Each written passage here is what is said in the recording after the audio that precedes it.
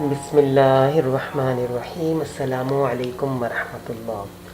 حضرت سلمان رضی اللہ عنہ سے روایت ہے، نبی کریم صلی اللہ علیہ وسلم نے شعبان کی آخر تاریخ میں ہم لوگوں کو واعظ فرمایا کہ تمہارے اوپر ایک مہینہ آ رہا ہے جو بہت بڑا مہینہ ہے، بہت مبارک مہینہ ہے۔ اس میں ایک رات ہے شب قدر جو ہزاروں مہینوں سے بڑھ کر ہے۔ اللہ تعالیٰ نے اس مہینے کے روزے کو فرض فرمایا ہے اور اس کے رات کے قیام یعنی تراویح کو ثواب کی چیز بنایا ہے۔ جو شخص اس مہینے میں کسی نیکی کے ساتھ اللہ کا قرب حاصل کرے، ایسا ہے جیسا کہ غیر رمضان میں فرض کو ادا کیا، اور جو شخص اس مہینے میں کسی فرض کو ادا کرے یعنی ایک فرض نماز پڑھے، وہ ایسا ہے جیسا کہ غیر رمضان میں 70 فرض ادا کرے۔ یہ مہینہ صبر۔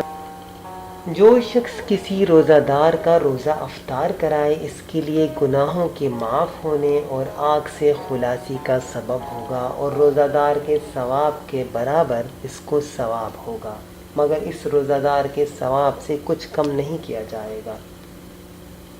صحابہ رضی اللہ عنہم اجمعین نے عرض کیا، یا رسول اللہ، ہم میں سے ہر شخص تو اتنی طاقت نہیں رکھتا کہ روزہ دار کو افطار کرائے۔ تو آپ صلی اللہ علیہ وسلم نے فرمایا، پیٹ بھر کر کھلانے پر موقوف نہیں ہے، یہ ثواب تو اللہ جل شانہ ایک کھجور سے کوئی افطار کرا دے، یا ایک گھونٹ پانی پلا دے، یا ایک گھونٹ لسی پلا دے، اس پر بھی مرحمت فرما دیتے ہیں۔ یہ ایسا مہینہ ہے کہ اس کا اول حصہ اللہ کی رحمت ہے، درمیانی حصہ مغفرت ہے، اور آخری حصہ آگ۔ اللہ پاک ہمیں بھی رمضان المبارک کی قدر کرنے کی توفیق نصیب فرمائے، اور خوب سے خوب اللہ کی عبادت کرنے کی توفیق نصیب فرمائے۔ اللہ پاک ہمیں بھی رمضان المبارک کی قدر کرنے کی توفیق نصیب فرمائے۔ السلام علیکم ورحمۃ اللہ۔